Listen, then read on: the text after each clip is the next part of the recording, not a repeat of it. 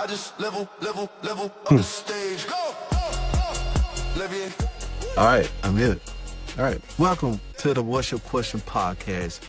I'm on the hunt for the most powerful questions that'll give me the most powerful changes in my life and the lives of others. So what's your question? I got champion DNA. Turn my worries into plays. I don't fold, I'm not a pig. I just level up the stage.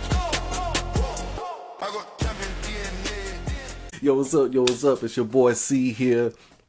You know this. Welcome to What's Your Question podcast, where I'm looking around the world for the most powerful questions to give me the most powerful answers in my life, help change my life, and help change the life of others as well, too. Okay, so what we're going to do, same format, we're going to introduce this week's question, then we're going to recap last week's and how I implemented that question, and then we're going to dive in to this week's question. Because I want you to sim on that. Okay, question of this week is, what would Jesus do?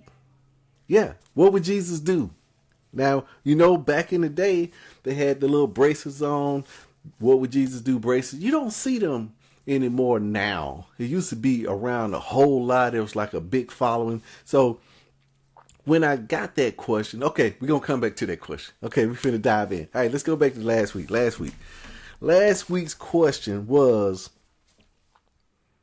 if I'm trying to get more information and clarity, and I'm talking to somebody that has the information, but I'm talking from a limited spot, then that question would be, what question should I be asking you that I haven't asked before?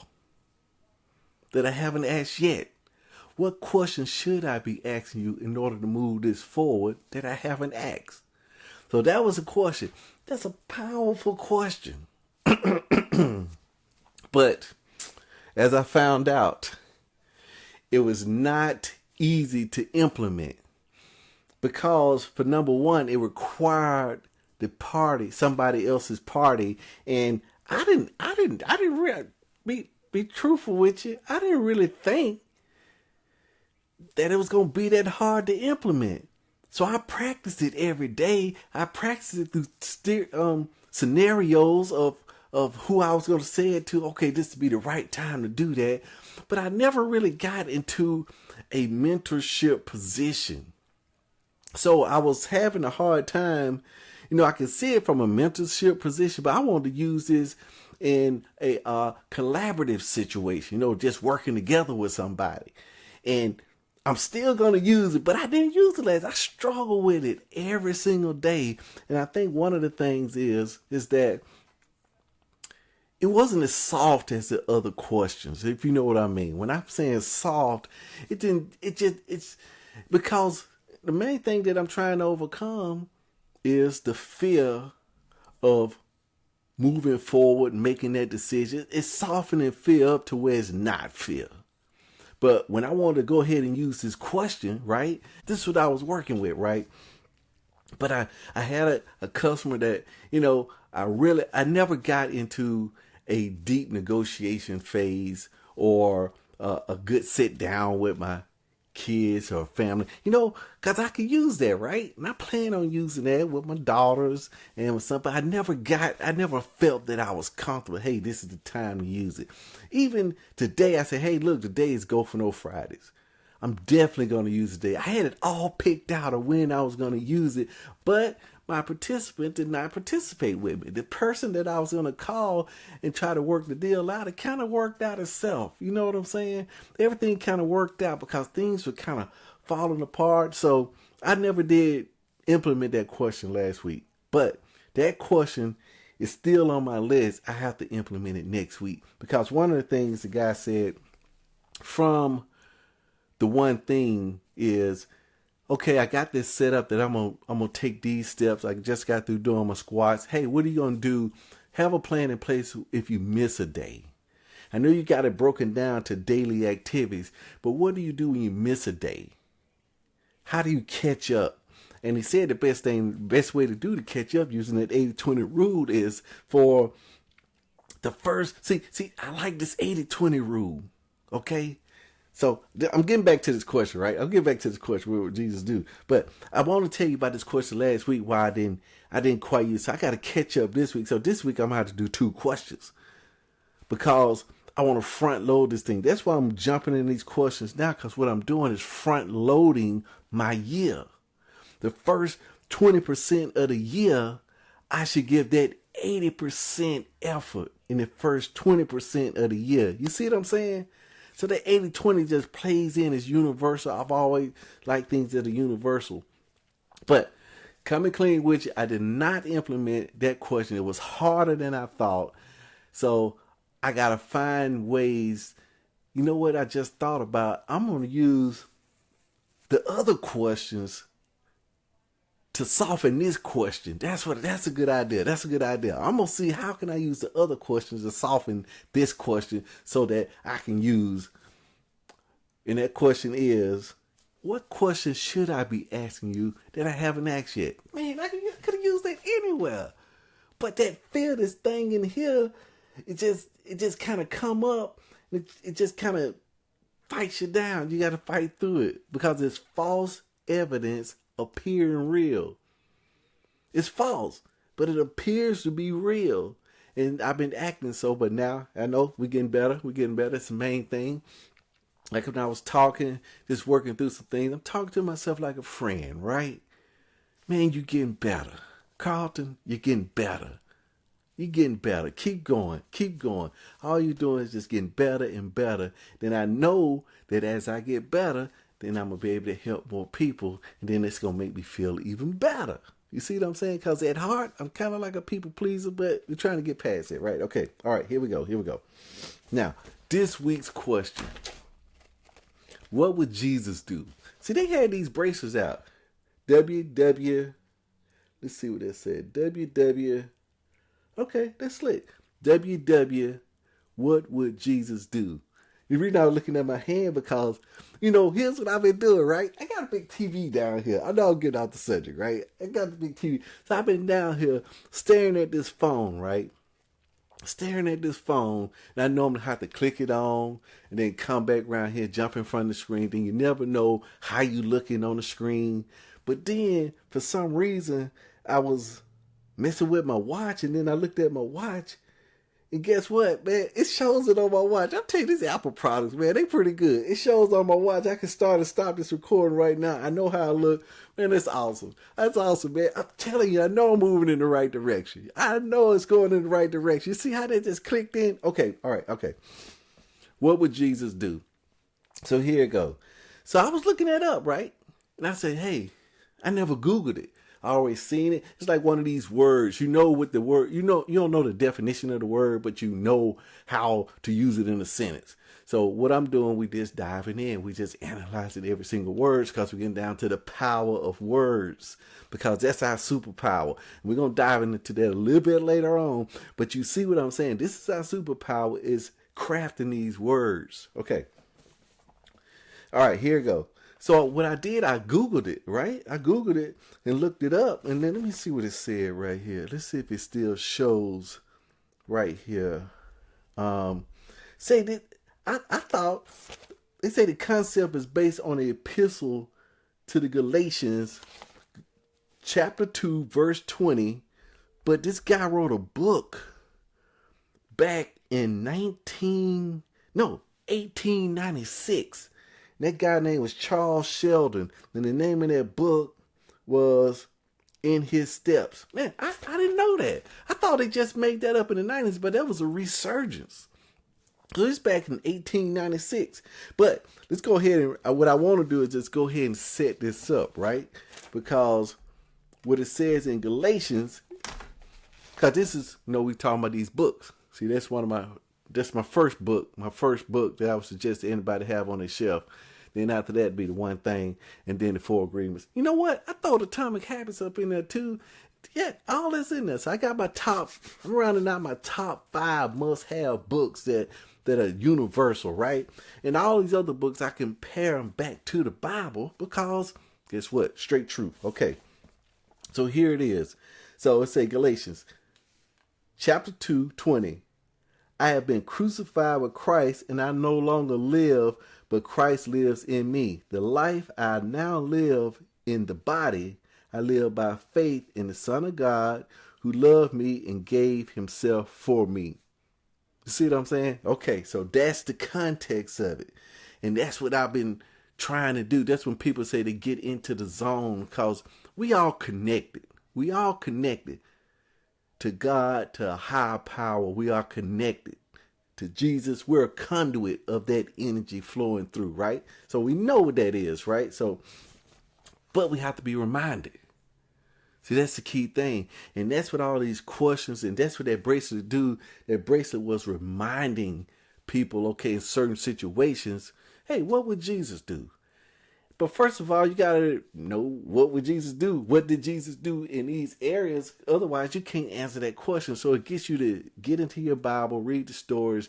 One thing that I do like, this what my outline say. I'm going to stick to the outline as much as possible, okay? It says right here, it's a loaded question. And why it works so well in the personal effectiveness tool is not just, they say it's a person. I want to be able to take spiritual attributes. They should be practical. Like the church I go to Faith Chapel, right? And I like going to that church because I always read the Bible and the stuff in it. You know, I know these, but it never was like practical. How can I walk this out in my everyday life?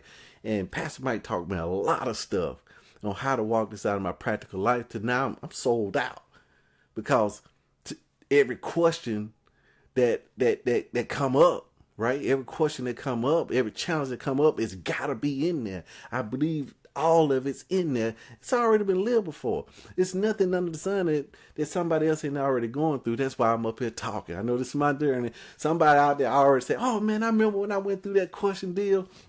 I'm going through it now. I'm on level this right here. We all on that journey, but we walking. You know, sometimes, you know, we'll walk the journey, then we forget where we came from, because the world is like erasing our memory, right? You know, we trapped, right? We're trapped. So I'm not confusing myself and thinking that I'm out of the box. I know there's layers to this box. We talked about that in the previous episode. But anyway, the core anatomy of this question. At the structure level, this question does three things at once. Remember, we like talking about leverage.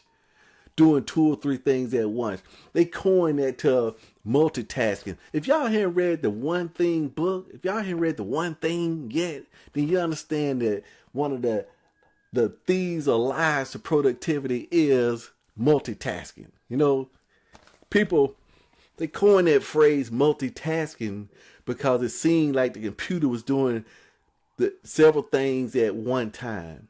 Hey, I pray that the works of their hands, supernatural healing, supernatural peace, and supernatural protection for those workers and for the victims. In Jesus' name, amen. Okay, there's a siren going by. So every siren goes by, I always pray for the victims. I always pray for the doctors and first responders in there. I always pray for them. You see what I'm saying? Cause guess what? One of the things I say every morning, I pray for everyone. Everyone prays for me. So I would want somebody praying for me if I was in that situation. So I first sow the seed, right? Sow the seed. But anyway, back to the core question. Okay. It shifts authority upwards. The more you momentarily step out of ego, we step out of fear, step out of impulse. Its self-justification is a reference to a higher standard embodied by Jesus Christ. That's the deal. That's the deal. See, I want to step out of fear. I want to get out of ego. I don't want ego. See, ego and fear, all them just running things, they just mess everything up, see? In certain areas, if you got ego in check, these are tools that's supposed to be used, but they've been just running things. The ego just running, man, you would be doing something. You feel like me and my wife, we was talking tonight. We got home, right? And she was saying that my daughter had to get back on her glaucoma medicine. Okay, I take some, and I take some in this eye as well too. So here's the deal. She was saying, hey, look, we need to crank down these carbs. We need to shed some of this weight. We need to exercise more. we need to get on it because she's concerned because she knows that, hey, look, I like to snack. She said, hey, look, we need to, you need to maybe try some of these feel full powder. Just some little powder, like a little electrolyte or something like that. I said, I don't like feeling full. She said, what? Yeah, I don't like feeling full. That stuff made me feel full. I don't know about y'all, but when I feel full, it's like it messed with my drive. When you're hungry, you get on the move, you get to moving, you know what I'm saying? But when you're full, you just kind of want to and I don't like that full feeling because I don't want to, you know what I'm saying? Anyway. Okay, so it shifts the authority upwards, take care of impulses, meaning that it's planned, it's a purpose-driven life. That's what we're getting down to. And self-justification. I ain't got to explain. See, I've been trying to explain. I might have been self-justification a few minutes ago, but I don't know. Okay. It forces moral clarity instead of moral debate. You're not asking, what do I feel like doing, or what benefits me most right now. What you're asking is, what is the most loving, truthful, disciplined, courageous response available? Having the mind of Christ. And that's out of 1 Corinthians 2:16. Having the mind of Christ. Let's see what that say. 1 Corinthians 2. Let's see what happened. And then verse 16. Let's just check it out. Let's just see what's happening since I'm in here. Who has known the mind of the Lord so as to instruct him? But we have the mind of Christ. We have the mind of Christ. And what that is it's almost like it ain't faking it till you're making it. It's realizing your true potential and walking into it. Because we've been fed a lie, right? All the social media, all the comparison. I was listening to Jay Shetty tonight. He was saying that while folks be feeling upset, and it's all about comparisons.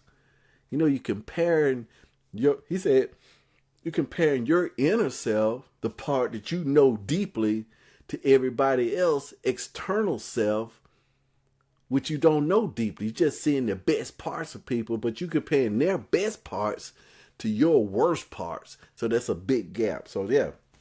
So that's what it is. You have the mind of Christ. And a lot of times I do that. I tell myself, man, you know what? You got the mind of Christ. I mean, I got access to all knowledge.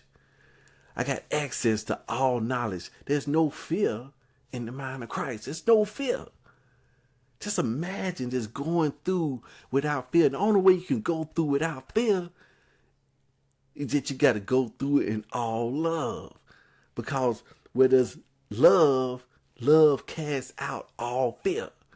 Because I love it. I love it. What's happening? I love it. You know what I'm saying? I'm loving everybody. I'm loving them. I'm here for the experience. But it casts out that fear of loss. You see what I'm saying? And that's work. That's work. And that's why I'm on the path. We working. But we having fun, right? We stretching out. We doing. We trying. We're going to try some stuff. There's some more stuff. There's some stuff I hadn't tried, right? I come up on it every now and then. More now than then. But I still come up on it. Just hey, man, I should go and try that. Then I find myself slacking back. Because I was talking to a customer the other day. And the customer said the same thing. He said, hey, man, you moving a little too slow. I said, moving slow? What in the world? And I had rationalized it out of what I wanted to do. I wanted to talk to him on the phone to explain the situation because the situation had changed. And I didn't want to text that over to him for fear that, hey, if I text it to him, then he'll get the wrong idea. And now I got a big tangle web down the line. And so my mind made up all kinds of, this guy's not calling me back. And come to find out, I know the guy was old. I knew he wasn't working. But then come to find out, he was golfing every day. So he didn't answer the phone. And he came down to it and said, look, man, I'm still in.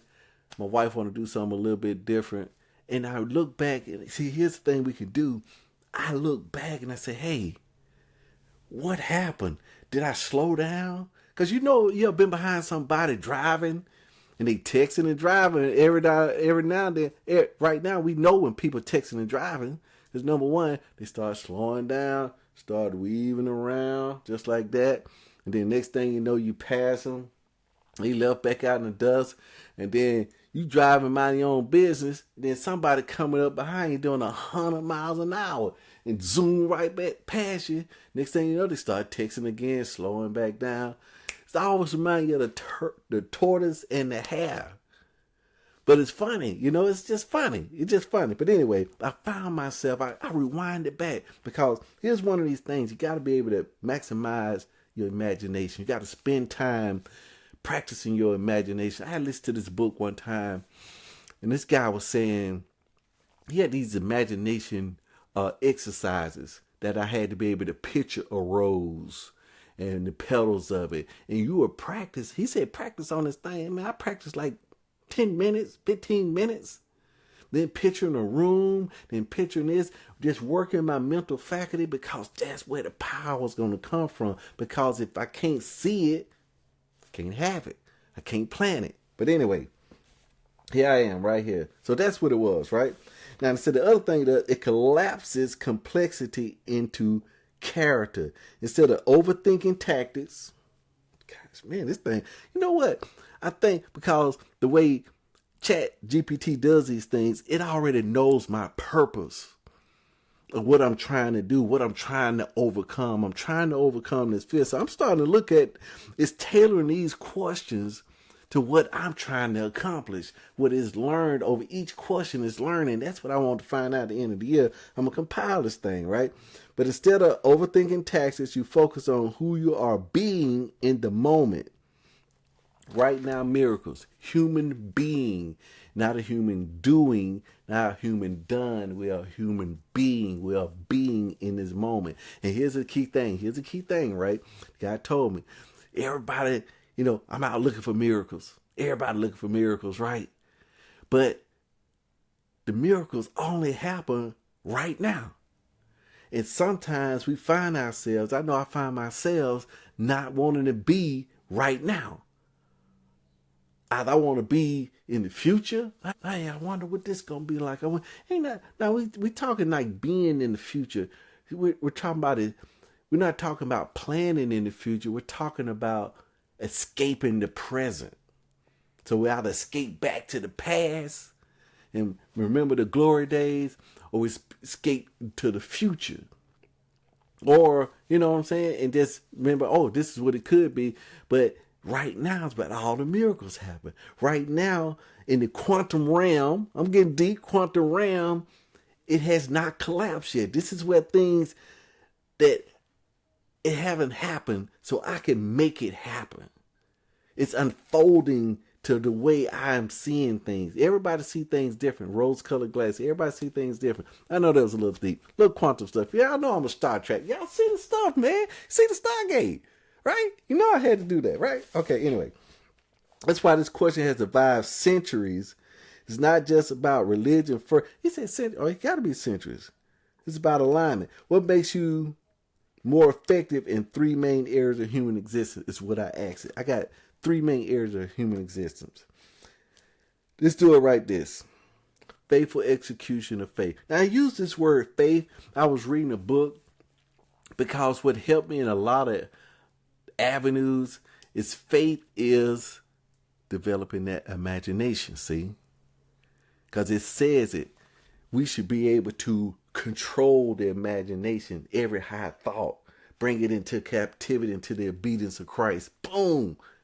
Christ-minded. You see what I'm saying? We have the ability, but we got to be able to know we can sit back far enough, go back behind these eyeballs, because I'm the one looking out of the eyeballs. I'm not the eyeballs. I'm using the eyeballs to see out. So who am I, right?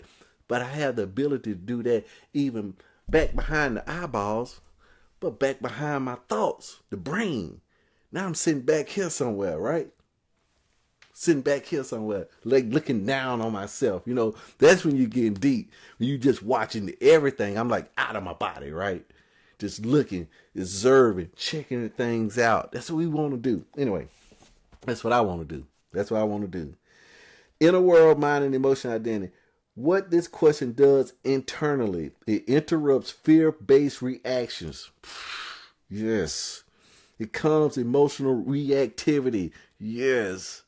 I got to stay out the caffeine too. Caffeine kind of handle. I got some calm pills. They work pretty good. They actually work real good. And I keep them in my bag for when I know I have exceedingly stressful days coming up. And sometimes when I go on trips, I can kind of tell if I'm kind of agitated. My wife likes to tell me how to drive, and sometimes I can get over emotional because my ego is up. Like, man, I know how to drive. I've been driving all this time. Oh, no, you need to get over earth, Or she'll reach over because she gets anxious behind the wheel. She'll reach over now, and they all tell me, hit in the comments, if I'm the driver and you the passenger, can you reach over and honk the horn at somebody and you not driving? Is it? Can you? I'm just saying. Is that right? Was I wrong? Anyway. Yeah, I remember that. I don't think that's right. Anyway. It comes with emotional reactivity. It re-anchors you in the purpose rather than the impulse. Purpose-driven life. Purpose-driven life. All right, let's keep it moving. I don't want to keep y'all all day, right? When you ask what Jesus would do, you're subconsciously asking, what would someone grounded, calm, compassionate, disciplined, and unafraid choose here? What would they do? If I was unafraid, what would I choose? That was one of the questions. What would I do if I knew I couldn't fail? You remember? So me talking about what would Jesus do, it's the same thing. We're trying to take fear out of the equation. That's what I'm trying to do. If I can get that fear out of the equation and be like Christ-minded going into this thing, but I'm going in with love. It should be win-win. It should be win-win. That's Stephen Covey, 7 Habits of Highly Effective People. That's another good book. I forgot about it, man. Hey, that's a good book. Hey, you need to get on it. Get on it. Okay. That instantly slows the nervous system down, creates psychological distance from anger, insecurity, and people-pleasing. This is the area that I'm working on. My boy Creflo Dollar, he said he's been set free from people pleasing. Approval addiction is what he said. He said, I'm free of approval addiction. That's where I'm headed. That's the missing piece that I hadn't had all my life. So that's the part that I'm working on. That's what the part I'm working on, because I know if I can get past that, I'm gonna be able to help myself and help more people. We're gonna be able to move this thing forward. Everybody gonna move forward. It reinforces an identity rooted in character, not mood. Effectiveness result, you act from principles instead of pressure. That bundles self-respect, confidence, and inner consistency. Because everybody want to be consistent. Okay, now we're gonna jump from that. That right there was internal mind, emotion, identity. Now we're on relationships, marriage, family, work, and conflict. Okay, this is where the question becomes dangerously effective. They say dangerous. This chat like to use word like dangerous, and they like to use dangerous like that. Okay, because now the question is no longer how do I win, how do I avoid discomfort, how do I get liked. Because in my business, sometimes telling people what they like doesn't help the person. Like, I went to the dentist the other day. I was definitely upset, right? I went to the dentist the other day. And while I was at the dentist, I went in, get my checkup. They pick your teeth and all that stuff like that. But this lady did the little scale thing. I was in there probably 15 minutes. She did the little scale around there. Did not use the little pickers and go down inside there between your teeth and all that stuff and scraping in between there. And so I left. Part of me was like, man, that's it. Oh, great. I'm out of here. Great, man, that was fabulous. That was quick. Everything must be good. But then a part of me was saying, man, I don't think they did a good job, because it kept bothering me. But at the time, I didn't say nothing because my ego came into play. You know what I'm saying? I didn't want to rock the boat, per se. I didn't want to, because I was just going along with the flow, right? But I called back up there. I said, hey, look, I don't think this lady did right, man. That's what we're doing now. The scaling is enough. The scaling, I read up on it. Yeah, scaling. I said to myself, you know what? man, I ain't gonna be about that scaling. They're gonna have to pick my teeth, because I know they're gonna have to pick them. See, they're gonna have to pick these teeth, because they got some tight teeth. But so that was the main deal that I was thinking about, is because they was basically telling me everything's good until it's not good. Then down the road, they gonna make more money, right? I'm not gonna mention, but you see what I'm saying? They setting you up as good for 70%, but they get to run more people through. They get to make, it's all about money, and that's what they're doing. So I don't want that stuff. But anyway, so sometimes people not gonna like it, and that's why I've been struggling on something. But that's why I'm lifting my weights at. Okay, I know you're not gonna like it. Grant Cardone, go forward, quicker, no time, don't hesitate, go forward. If it's hard, you feel something ain't going right, press in. You feel a little fear jumping up, jump in. He said, because fear eats time. It gets bigger the more time you feed it. He said, so I don't feed fear. When I feel fear, that's my cue to run faster, run harder. Just like David and Goliath. He said, man, I'm running to that thing, man. That thing big. I'm running to that thing. Because he had that confidence. All right, here you go. It becomes, what response preserves truth, dignity, and love without abandoning boundaries? That matters because Jesus wasn't passive. He was, here you go, loving and direct. Yes, compassionate and firm. Yes, forgiving and honest. So this question helps you speak the truth without cruelty. Set boundaries. I can set boundaries without guilt. No, it's a complete sentence. I can set boundaries without guilt. I'm not doing that. I said that the other day. I told my manager, said, look, I ain't doing that. I'm not doing it. And then that was on the phone. I figured it had to be face to face. Go down face to face. Hey, I just want to come down, talk to you personally. Hey, I'm not doing it. Here's the reasons why. Boom. If you want to, boom. Destroy the relationship, but this is why. Yeah, I did it. And I was like, man, yes. And guess what? Nobody died. Right? The relationship's still there. Lead without domination. All right. We inching this thing along. This is good. What would Jesus do? I'm going to use this. I can use that. Now, I'm going to have to use the other one. What would Jesus do with that question? That's going to be the question right there. Effective result, people may not always like your answer, but they will trust you. And trust is leverage in every relationship. That's the key thing. They know you love them, then they can understand what you're saying. Action and decision making, work leadership, and life direction. This is the sleeper benefit most people miss. Now, I'm most people. I hadn't read this yet, but I'm finna see what this sleeper benefit is, and I want y'all to see what this sleeper benefit is. Okay, here you go. What would Jesus do in this situation? Forces decisions to pass 3 invisible filters. Is it rooted in integrity? Does it serve something bigger than my comfort? Getting out of the comfort level. Does it move the situation toward truth, growth, and healing? Yes. Because one of the things, because this is one thing I did when I was, I still kind of do this when I want to try something, and it's coming up in these investments or something else I want to try. It could be something simple. See, the way the brain works is that in its fear and ego that you don't try the little small stuff, right? This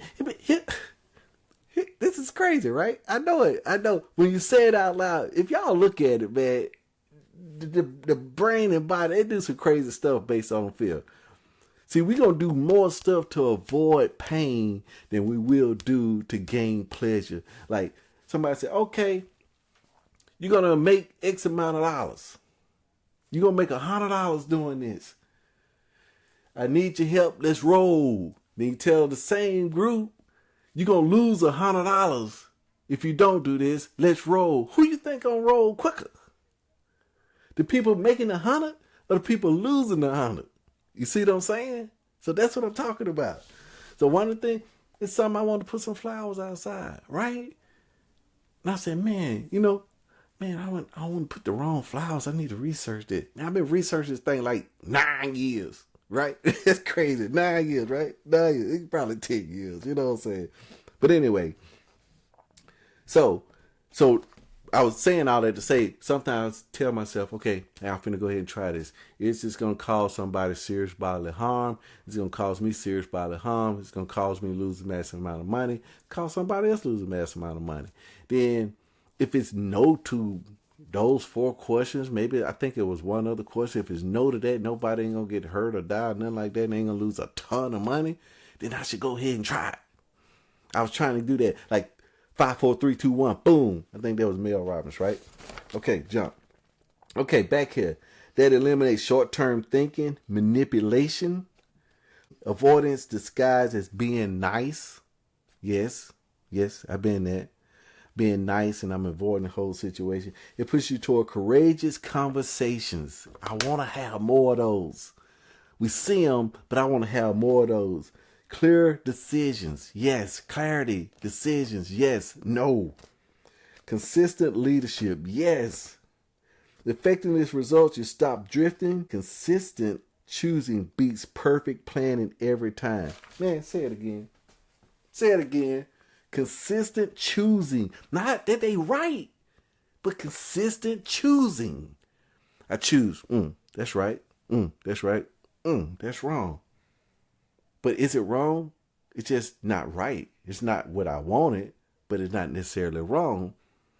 One guy told me that if you frame it instead of right and wrong to an outcome, I got an outcome. I'm going to do this to get an outcome.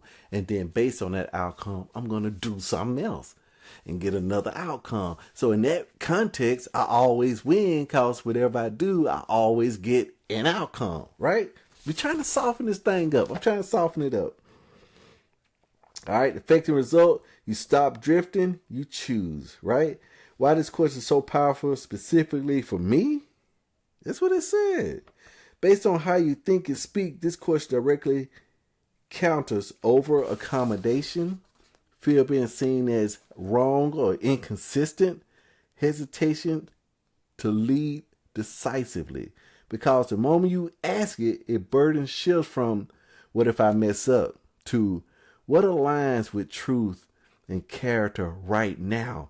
Also, God told me right now, gave me this statement. I was just talking in my quiet time. I talked to chat, asking it some questions about, softening things up. And he gave me this statement. I really like this statement. This statement said, based on the information I have right now, yes or no. Based on the, see, I preface my answer now where I used to kind of waller side to side, undecisive, didn't want to really give an answer, didn't want to take a stand. I wanted to straddle the fence because I didn't want to seem wishy-washy down the road. Based on the information that I have, that you provided me, I'm going to have to say no. Nope. That could change, though. But as right now, it's got to be a no. All right. That's it. Okay. All right. So we're going here. Okay. All right. It says, that's not weakness. That's grounded in authority. That's grounded in authority. They say one way to use this question daily and practical, not preaching.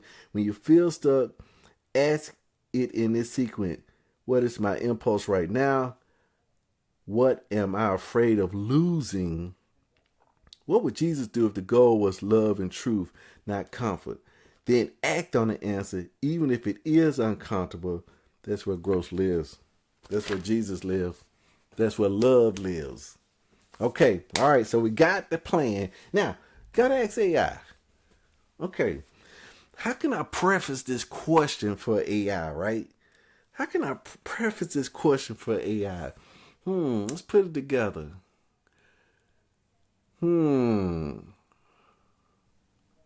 Okay. All right, I got it.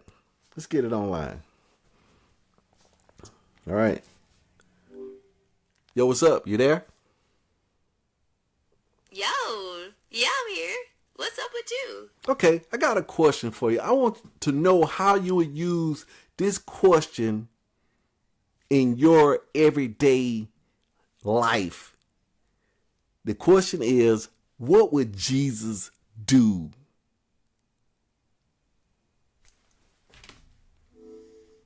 I see.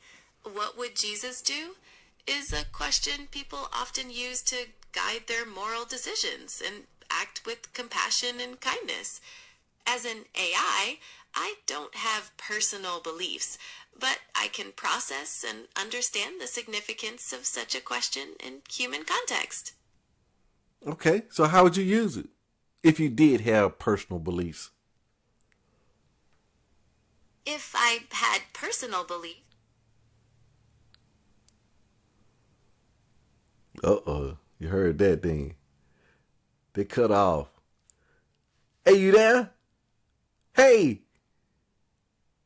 What happened? yeah. Answer the question.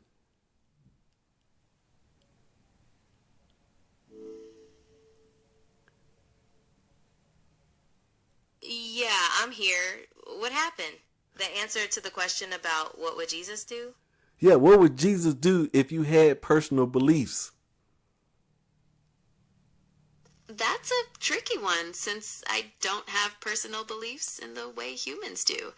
But if I were to process it based on common interpretations, it would likely involve acting with love, compassion, and forgiveness in every situation. Hey, it went out again. That's a pretty tough question for the old AI, right? That was pretty tough. Pretty interesting, pretty tough for the old AI. We're going to see what it's going to do. All right, but anyway, we got the question for next week. What would Jesus do? If you don't know what Jesus do, Jesus is love. So we got to go love into every situation. But in the Old Testament, it's always stories in there for every situation. I know that. And it's always one of the things I do notice that when he was feeding the 5,000, right? He always asked, because Jesus is going to work with us. We the conduit. So we got to take stock of inventory of what we have in order to fulfill the mission. But we got to be open to those things. Like say, hey, what do you have? We're going to feed these folks. Man, we ain't got no money. That's what they said. We ain't got enough. He said, well, what do you have? And one of the disciples was thinking on that. Okay, man, I understand this thing. Hey, this is what we got. Now here's the deal. This disciple came up and say, I got something. I'm on the same level. We got these 2 fish and we got these loaves right here. We got this little kid's lunch right here. And then his brain came back online and said, hey, but what is that among 5,000? You ever did that? You had the idea, then your brain come back online because the spirit, man, it don't know no boundaries. All it knows is, hey, look, if we serving, we're going to serve. It's got to be a way. But then the brain come on and squash our plans. We all got good ideas, but this brain comes online and squashes them. And I'm just trying to say, man, I'm trying to get this thing out of the way and use it as a tool instead of a prison guard. You know what I'm saying? But anyway, we're going to use it this week. We're going to come back, put your questions. Say, I'm starting to run low on some questions. I'm finna go back and I'm finna look for these questions. And also check out the podcast. Also check out the website. You can submit on the website as well, too. What's your question.ai? Or you can go to the podcast, right? What's your question.ai, right? Yeah. What's your question? But anyway, go ahead and put those questions in there. Hope you have a fabulous week. Love somebody. Get light, get soft, let's just play a little bit, you know what I'm saying?